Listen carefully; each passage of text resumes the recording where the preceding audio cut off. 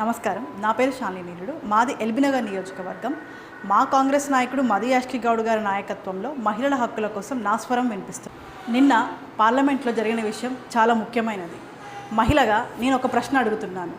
మహిళల రిజర్వేషన్ నిజంగా ఇవ్వాలనుకుంటే ఎందుకు ఆలస్యం? 2023లోనే మహిళల రిజర్వేషన్ బిల్ పాస్ అయ్యింది. అయితే ఇప్పటికీ అమల్లో ఎందుకు లేదు? సింపుల్గా చెప్పాలంటే ఈ బీజేపీ ప్రభుత్వం ఈ బిల్లుని డీలిమిటేషన్ పేరుతో కట్టిపడేస్తుంది. అంటే నియోజకవర్గాల పునర్విభజన పూర్తయ్యాకే రిజర్వేషన్ అమలు అంటున్నారు. ఇది నిజంగా న్యాయమా, లేదా మహిళల కోసం చేసిన చట్టాన్ని రాజకీయంగా వాడుకోవడమా?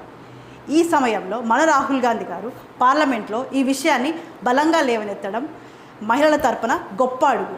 ఇది కేవలం ఒక బిల్ కాదు, ఇది మహిళల హక్కు. మహిళల రిజర్వేషన్ వెంటనే అమలు కావాలి, డీలిమిటేషన్ పేరుతో వాయిదా కాదు.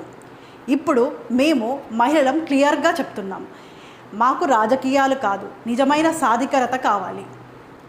నిన్న పార్లమెంట్లో మహిళల హక్కుల కోసం గలమెత్తిన మా రాహుల్ గాంధీ గారికి నా హృదయపూర్వక ధన్యవాదాలు. డీలిమిటేషన్ పేరుతో ఆలస్యం చేస్తున్న ఈ సమయంలో మా తరపున నిలబడ్డ మీ స్వరం ప్రతి మహిళకు ధైర్యం ఇచ్చింది. మా హక్కుల కోసం మాట్లాడినందుకు ధన్యవాదాలు సార్. మా పోరాటంలో మీలాంటి గొంతులు మాకు బలం.